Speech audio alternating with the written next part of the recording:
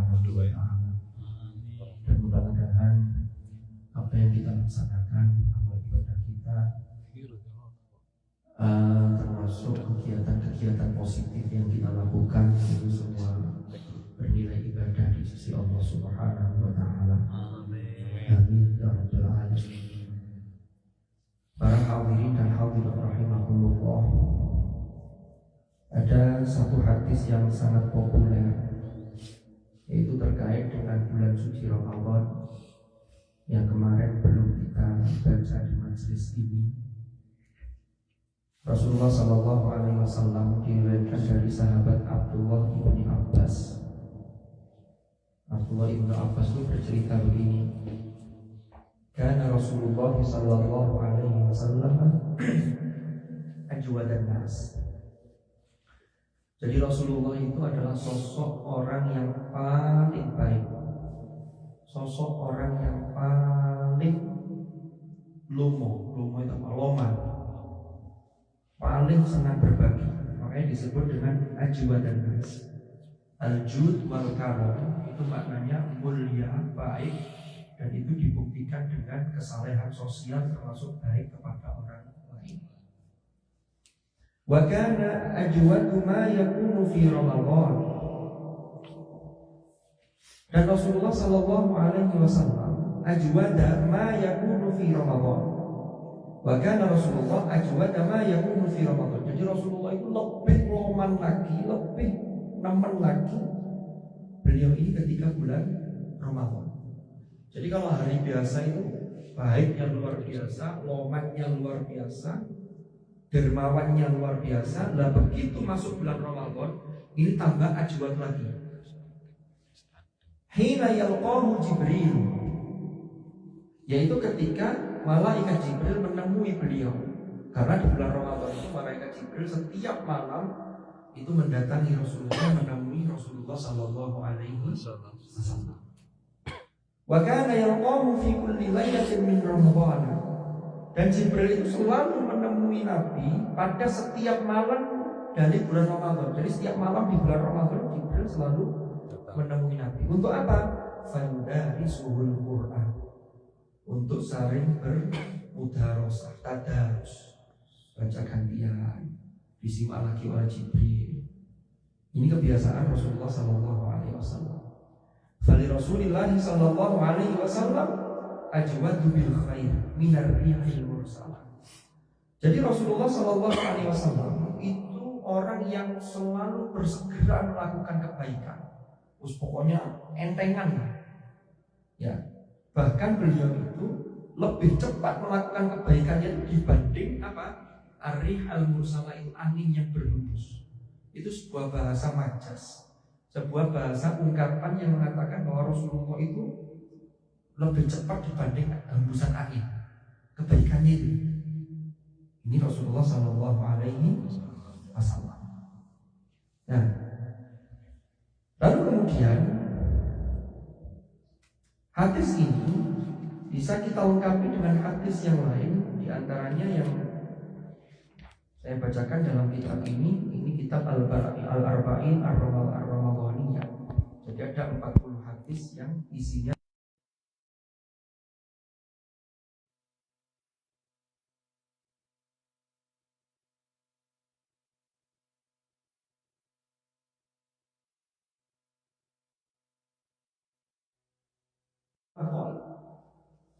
bahwasanya Rasulullah Shallallahu Alaihi Wasallam itu pernah bersabda.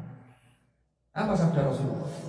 Imbasitu fin nafaqati fi syahri Ramadan. Imbasitu itu maknanya adalah aktsiru wa awsa'u. Ya. Aktsiru wa awsi'u, berarti awsi'u. Luaskanlah, perbanyaklah. Dalam hal apa? Fin nafaqah fi syahri Ramadan. Jadi kita ini diperintahkan oleh Rasulullah ketika bulan Ramadan itu memperbanyak nafkah, memperbanyak melakukan infak. Kemarin sudah kita bahas, ada kategorisasi. Makanya di sini penjelasannya termasuk infak itu yang kita berikan menjadi nafkah wajib kita. kita berikan kepada orang tua, kita berikan kepada istri kita, kepada anak-anak kita, itu pahalanya double-double kalau bulan Ramadan. Ya. Fa inna nafaqata fihi, maka sesungguhnya memberikan nafkah pada bulan Ramadan kan nafaqati fi sabilillah, seperti orang yang infak di jalan Allah. Jadi pahalanya itu, sawabnya, pahalanya itu menyamai pahala nafaqah fil jihad wa qitali a'da'illah. Jadi dulu ketika perang pada masa Rasulullah Sallallahu Alaihi Wasallam, itu kan di samping mereka yang siap terkait dengan jiwa yang berani mati siap fisabilillah, ini mereka ini juga mengumpulkan hartanya untuk perang, membiayai perang zaman itu, karena jihadnya yaitu bentuknya perang. Maka kalau bulan Ramadan ini sangat ditekankan oleh Rasulullah Sallallahu Alaihi Wasallam, inbasitu fin nafaqah ay akfiru wa ausi'u tadi. Jadi ini terkait dengan nafkah. Kalau kita lihat di dalam ayat Al-Quran, ada ayat fattaqullaha mastata'tum. Jadi perintah bertakwa itu, kalau yang dalam surah Ali Imran itu perintahnya ya ayyuhalladzina amanu taqullaha haqqa tuqatih. Wahai orang-orang yang beriman, bertakwalah kalian kepada Allah dengan takwa yang sungguh-sungguh, takwa yang sebenar-benarnya, itu namanya haqqa tuqatih. Tapi ini tataran ideal. Semua harus mengarah ke sana, tapi hari ini belum ada yang sampai pada tahap itu. Sehingga dalam At-Taghabun disebutkan taqullaha mastata'tum. Terus takwa itu seperti apa? Mastata'tum itu sesuai dengan level kemampuan panjenengan. Fattaqullaha mastata'tum, sesuai dengan levelnya masing-masing. Lanjutannya, takwa itu harus ada buktinya. Fattaqullaha mastata'tum wasma'u. Cara meningkatkan takwa itu kita harus mendengar hal-hal yang baik, termasuk ajakan kepada agama, termasuk ajakan kebaikan di dalam agama itu. Mendengar saja tidak cukup, wa'ati'u, dipraktekkan, ada ketaatan. Bismillah. Lalu lanjutannya, wa'anfiqu khairan li anfusikum. Nah, infakkanlah, nafkahkanlah di jalan Allah khairan. Jadi infak itu yang terbaik. Kenapa? Karena kembalinya bagi kalian sendiri, li anfusikum. Makanya di hadis yang lain Rasulullah itu dawuh ini, takwa itu kan prestasi rohani. Buktinya itu apa? Salah satunya dengan infak. Makanya as-shadaqah itu burhan. Ada hadis Nabi itu as-shadaqah itu burhan. Shadaqah itu adalah sebuah bukti nyata. Ini kata Rasulullah Sallallahu Alaihi Wasallam. Wa anfiqu khairan li anfusikum, kalau dalam ayatnya terjadi. Wa anfiqu khairan li anfusikum wa may yuqa shuhha nafsihi fa ulaika humul muflihun. Barang siapa yang dipelihara dari kekikiran dirinya, maka dia adalah orang-orang yang beruntung. Ini ada dalam surah At-Taghabun. Lalu sekarang kalau kita lihat sahabat-sahabat Rasulullah Sallallahu Alaihi Wasallam, itu kan jumlahnya banyak sekali. Hebatnya Rasulullah itu membahasakan para sahabat, padahal sahabat itu kan murid-murid beliau. Beliau tidak membahasakan wahai murid-muridku, tapi dibahasakan ashabi, wahai sahabat-sahabat. Ini menunjukkan satu kedekatan secara emosional yang luar biasa. Ini juga menunjukkan interaksi antara Rasulullah Sallallahu Alaihi Wasallam dengan para sahabat itu tidak bersifat hierarki. Bukan seperti pimpinan yang menyuruh bawahan, instruksional, enggak. Tapi Rasulullah selalu mengajak dan beliau memberi contoh. Sehingga sahabat ini sangat akrab sekali dengan hadratul Rasul. Walaupun tetap Rasul tetaplah Rasul yang harus dihormati. Bahkan dalam beberapa riwayat dijelaskan, para sahabat itu menatap Rasulullah itu sebenarnya ingin, tapi tidak mampu. Kenapa? Karena saking haibah. Haibah itu apa? Haibah itu mengandung sesuatu yang orang melihat tuh koyok rasa sungkan campur pokoknya takzim luar biasa. Sehingga digambarkan dalam satu riwayat itu, beberapa sahabat tuh kalau di hadapan Rasulullah itu tidak berani dangak.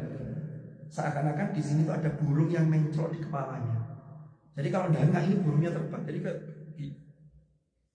Sama kayak teman-teman yang di pesantren itu kalau ketemu sama kiainya, sama ustadznya, itu kan gak berani langsung nantengin, gak berani. Tapi kedekatannya luar biasa. Kedekatan terhadap hadratul Rasul sallallahu alaihi wasallam. Nah, sahabat itu keadaannya bermacam-macam. Macam-macam kondisinya. Ada sahabat yang dianugerahi kaya raya. Ada sahabat yang dianugerahi ilmu yang luar biasa. Ada sahabat yang diberi kelebihan tenaganya, tetapi dari sisi harta dan sisi ilmu biasa-biasa. Tapi mereka ini saling bersinergi untuk mensupport agama ini. Kita urut umpamanya. Bilal kan al-khulafa ar-rasyidun, itu kan ada 4 khalifah. Pertama Abu Bakar As-Siddiq. Ini yang diucapkan Bilal salat tarawih tadi. Abu Bakar As-Siddiq itu orang yang pertama kali masuk Islam dari golongan orang dewasa. Terus pokoknya apa yang dibawa Rasulullah langsung percaya. Makanya beliau mendapatkan gelar As-Siddiq itu langsung, gelar itu disematkan dari Allah, disampaikan oleh Jibril. Wa huwa As-Siddiq. Siddiq itu maknanya orang yang banyak benarnya, orang yang selalu jujur, orang yang tidak pernah mendustakan, orang yang selalu membenarkan apa yang dibawa oleh Rasulullah sallallahu alaihi wasallam. Makanya dulu pernah saya sampaikan, Rasulullah itu pernah tahu kan, lawuzina imanu Abi Bakr bi imani hadhil ummah la rajaha. Seandainya imannya Abu Bakar itu ditimbang, dibandingkan iman kita semua umat digabung. Ini Abu Bakar sendirian, kita ini di sini semua orang, semua umat. Ini masih lebih berat imannya Abu Bakar. Saking luar biasanya. Apa yang dilakukan Abu Bakar? Abu Bakar itu kaya, tetapi tidak sekaya Utsman.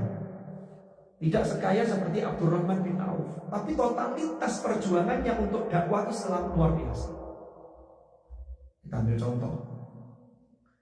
Rasulullah itu ketika mau hijrah ke Madinah, itu pesan ke Abu Bakar, tolong saya dicarikan unta terbaik. Kita mau melakukan perjalanan hijrah. Siap ya Rasulullah. Dicarikanlah unta yang terbaik, lalu diingu apa? Dipelihara lah unta itu oleh Abu Bakar. Kenapa? Karena waktunya ini masih nunggu perintah Rasulullah. Rasulullah menunggu kapan diperintah oleh Allah untuk berangkat. Beberapa sahabat ada yang sudah lebih dulu. Karena di Madinah, di Yathrib itu sudah ada beberapa sahabat yang masuk Islam, sudah mengikuti baiat Aqabah yang kedua, sudah berbaiat masuk Islam, berbaiat kepada Rasulullah. Sehingga di Madinah itu sebenarnya sudah siap menunggu kehadiran Rasulullah. Sampai akhirnya datanglah waktu yang ditentukan, Abu Bakar, sudah kita berangkat. Berangkatlah Abu Bakar. Ketika berangkat itu, pada malam hari itu orang-orang kafir Quraisy itu sudah bertekad untuk membunuh Rasulullah. Ali bin Abi Thalib diperintah oleh Rasulullah, Ali, engkau siaga di sini, nempati tempat tidurku. Wah, ini sudah taruhan nyawa ini. Rasulullah keluar dari rumahnya itu sesungguhnya sudah dikepung oleh orang-orang kafir Quraisy. Tapi orang kafir Quraisy tidak bisa melihat Rasulullah dan Abu Bakar. Ayatnya dalam surah Yasin, wa ja'alna min baini aydihim sadda wa min khalfihim sadda fa awshaynahum fa hum la yubsirun. Mereka tidak bisa lihat. Hanya Rasulullah berangkat. Ketika unta itu mau dibayar oleh Rasulullah, Abu Bakar tidak mau. Unta itu ketika itu, ini kendaraan padang pasir yang terbaik, karena memang penggunaannya untuk jarak jauh di padang pasir. Dibayar Rasulullah. Abu Bakar tidak mau, boten ya Rasulullah, ini saya persembahkan untuk panjenengan. Loh jangan. Tapi Rasulullah tetap bersikeras membayar unta itu. Akhirnya karena didesak oleh Rasulullah, karena Abu Bakar perjuangannya sebenarnya sudah banyak sekali. Bahkan ketika Abu Bakar memberikan banyak hartanya, dia hanya menyisakan sedikit. Ditanya oleh Rasulullah, lalu untuk engkau bagaimana ya Abu Bakar? Kata Abu Bakar, bagiku cukuplah Allah dan Rasulnya. Belum sampai kayak gitu. Akhirnya unta itu dibayar oleh Rasulullah. Ini sebuah pelajaran yang luar biasa. Ternyata dalam perjuangan termasuk berdakwah, itu dibutuhkan pengorbanan dan Rasulullah memberikan contoh itu. Seandainya Rasulullah mau, seandainya sudah bakar enggak apa-apa mas. Ya sudah ya Rasulullah enggak usah. Ya Rasulullah nyantai-nyantai aja, tapi enggak bagi Rasulullah.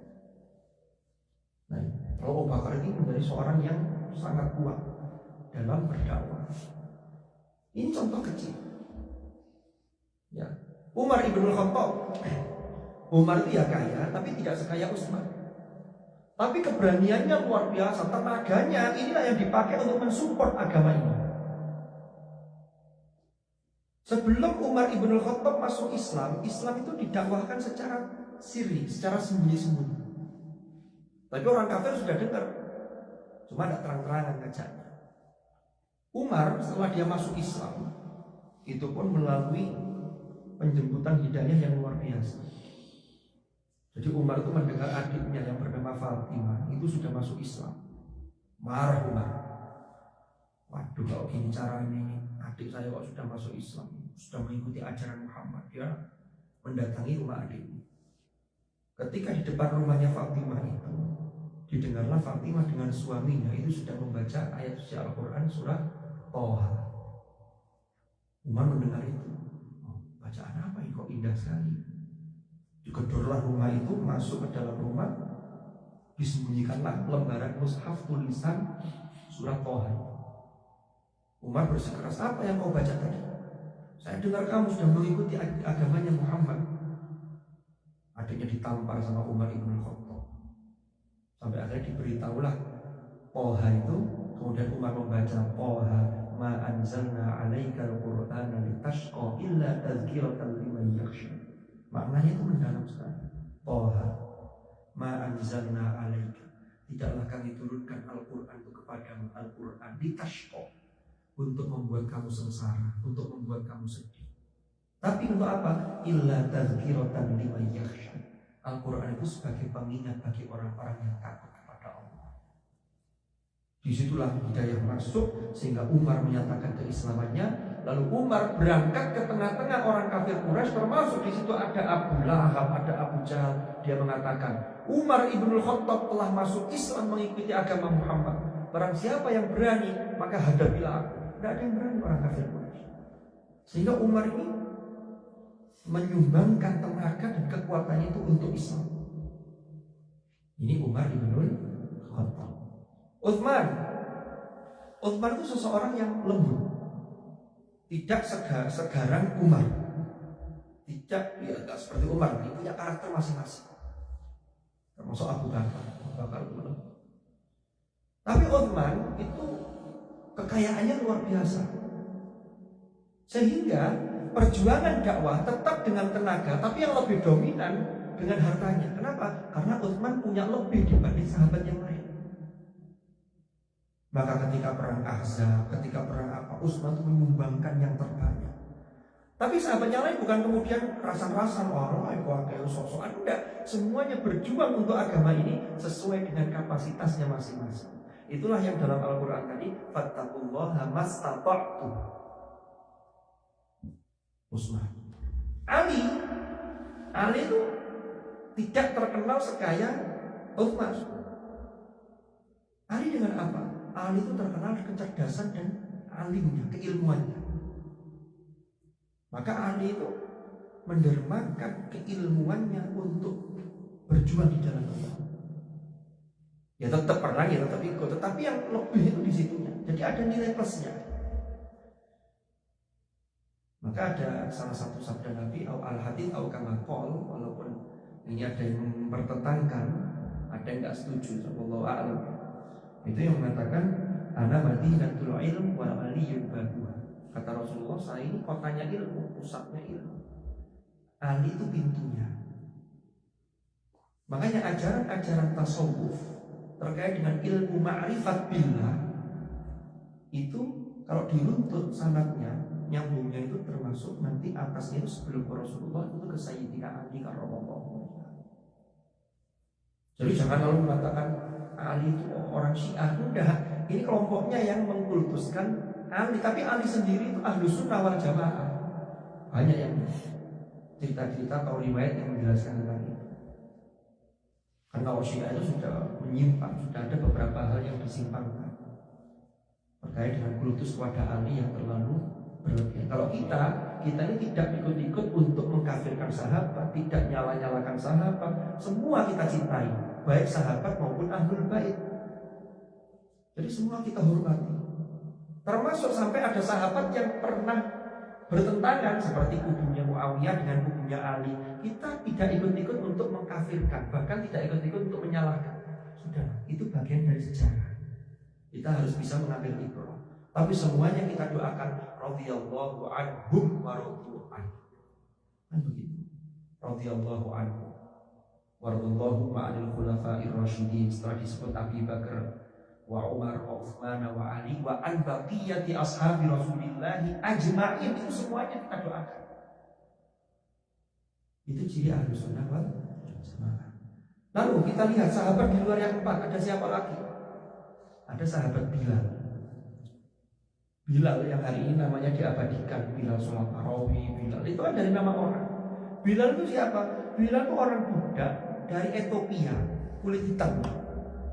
Dia ditawan, lalu kemudian dia dijadikan budak oleh orang yang namanya Umayyah bin Khalaf. Tapi mendengar dakwah Rasulullah, dia menyatakan keislamannya, disiksa oleh tuannya. Tapi dia mempertahankan keimanannya. Abu Bakar tahu kalau Bilal ini dalam kondisi yang disiksa kayak begitu, oleh Abu Bakar dibebaskan, Bilal ditebus. Nah ini juga dermawannya Abu Bakar, ditebus, akhirnya ikut Rasulullah, menjadi muadzinnya Rasulullah. Bilal tidak punya harta sebanyak Utsman. Apa yang didedikasikan untuk agama ini? Tenaganya. Karena punya suara yang bagus, maka dia diangkat menjadi muadzinnya Rasulullah. Jadi punyanya itu ya itu gitu loh. Jadi ketika azan sampai Rasulullah wafat, Bilal kemudian vakum. Jadi beliau mengundurkan diri sudah. Kenapa? Karena tidak kuat. Bilal itu selalu ketika azan itu ingat Rasulullah. Jadi selalu nangis ketika Rasulullah sudah wafat. Sampai akhirnya baru azan kembali atas permintaan Umar ibn Khattab ketika Umar mengunjungi di Syam, karena Bilal tinggal di sana. Jadi Bilal di Madinah itu nggak bisa menghapus kenangan bersama Rasulullah, sedih karena dekatnya dengan Rasulullah. Akhirnya ketika Umar mengunjungi Syam, Umar ibn Khattab ketika jadi khalifah minta Bilal untuk azan. Akhirnya Bilal mau, tapi tengah-tengah azan itu tidak tutup. Kenapa? Tercekat suaranya, nangis lagi beliau karena ingat betapa cintanya kepada hadratul Rasul sallallahu alaihi wasallam. Nah itu Bilal. Ada lagi sahabat yang lain, Abi Hurairah. Abi Hurairah itu sahabat yang paling banyak meriwayatkan hadis. Ini orang tidak punya Abi Hurairah. Tinggalnya di mana? Itu namanya Ahlus Sufah. Jadi dulu Nabi itu ngopeni menghidupi orang-orang yang ikut beliau tapi tinggalnya di emperan masjid. Karena tidak punya. Tapi hikmahnya karena dekat dengan Nabi, hampir selalu bertemu Nabi, sehingga apa yang diucapkan Rasulullah, apa yang dilakukan Rasulullah itu diceritakan kembali, diriwayatkan. Karena Abu Hurairah menghafal paling banyak hadis dari Rasulullah Sallallahu Alaihi Wasallam. Ketika itu hadis tidak ditulis, tapi langsung dihafal. Kenapa? Karena Rasulullah sudah pesan, la taktubu anni syai'an ghairal Qur'an. Jangan tulis dariku sesuatu kecuali Al-Quran. Ini untuk menjaga kemurnian Al-Quran. Sehingga yang boleh ditulis hanya Quran. Hadis sudah dihafal, tapi hafalannya Abu Hurairah tidak ada yang meragukan. Nanti muncul penelitian hadis di perawi berikutnya itu yang nanti muncul. Oh, karena melewati jalur perawi ini dia kurang memenuhi syarat kriteria thiqah, tobit. Itu kalau dalam ilmu hadis kan begitu. Nanti hadisnya, hadis ini tidak sahih. Hadis ini derajatnya turunnya begitu. Itu ada sisi kualitas, ada sisi kuantitas penelitiannya. Jadi Abu Hurairah itu apa yang dipersembahkan? Ya karena beliau tidak punya harta sebanyak hartanya Utsman, dia ikut Nabi, maka tenaga pikiran beliau untuk menghafalkan hadis-hadis Rasulullah itulah yang kemudian menjadi sumbangsih sehingga sampai hari ini hadis ini masih bisa kita akses. Nah itu runtutan dari generasi ke generasi. Jadi itulah Kalau memang ada rezeki lebih, maka imbas itu fin nafaqah tadi. Tapi kalau tidak, ya sesuai dengan levelnya masing-masing. Jadi inilah mumpung bulan Ramadan yang di sini disebutkan bahwa an-nafaqah fi syahri Ramadan itu kan nafaqah fi sabilillah. Seperti orang berinfak di jalan Allah fi sabilillah. Itu ketika dulu masa Rasulullah perang jihad fi sabilillah ini membutuhkan banyak bekal, dan itu adalah hasil patungan dari orang-orang para sahabat-sahabat yang luar biasa. Ya inilah yang tinggal kita ini mau napak tilas mengikuti yang mana dalam rangka untuk mensupport agar diilahi kalimatillah, untuk menjunjung tinggi kalimat Allah yaitu agama Islam. Wallahu a'lam bishawab. Mudah-mudahan manfaat, mudah-mudahan barokah. Al-Fatihah.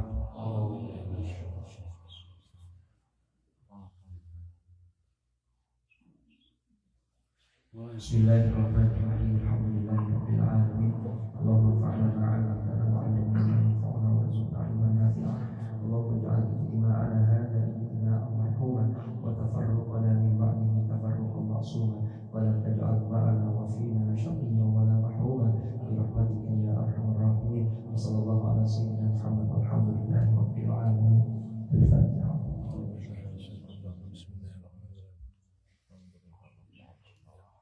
Subhanakallahumma wa bihamdika asyhadu an la ilaha illa anta astaghfiruka wa atubu ilaik.